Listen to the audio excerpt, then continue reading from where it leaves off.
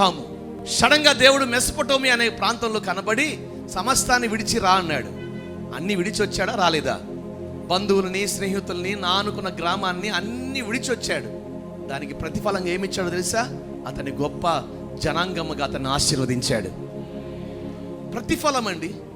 ఈరోజు నా దేవుని కొరకు ఇప్పటి వరకు ఎలాగానే నేను కూడా మా అమ్మ చేయి పట్టుకుని మందిరాన్ని తీసుకెళ్ళేది. ఇంటికి రాగానే ఫ్యాన్ మీద కూడా వెళ్ళేది కాదు, స్విచ్ ముందు టీవీ మీదకి వెళ్ళేది.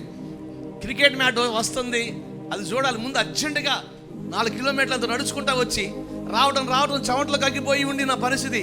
అమ్మయ్యా ఇంటికి వచ్చాం, లేవు గ్లాస్ నీళ్ళు తాగి ఫ్యాన్ కింద కూర్చున్న ఆలోచన ఉండేది కాదు. ముందు వెళతాం టీవీ మీద పడిపోవాలి స్విచ్, మ్యాచ్ పెట్టుకోవాలి. ఆ తర్వాత అమ్మ వచ్చిన గ్లాస్ మంచినీళ్ళు ఇవ్వు, ఫ్యాన్ అయ్యి, ఆ తర్వాత సంగతి అవన్నీ జీవితంలో జరిగిన విషయాలు. ఈరోజు చాలామంది ఆత్మీయులు అని పేరు పెట్టుకుని కూడా విడవలసిన వారు విడవలేకపోతున్నారు. ఈ రోజు నుంచి నీ టీవీ ముందు కూర్చోగానే నీకు అనిపించాలి, నేను దీన్ని విడవలేకపోయే కదా, నాకు ప్రతిఫలం. అందుకు ఈరోజు ప్రభు చెప్తున్నారు, నీకు ప్రతిఫలం ఇవ్వాలని చెప్తున్నారు. నువ్వు విడవలసిన వాటిని విడిచి వెళ్ళు, నా ప్రభు నీకు ప్రతిఫలం ఇచ్చునుగాక. ఏంటి ఆ ప్రతిఫలం? ఆశీర్వాదం. రూతు ఆశీర్వదించబడింది, అబ్రహాము ఆశీర్వదించబడ్డాడు.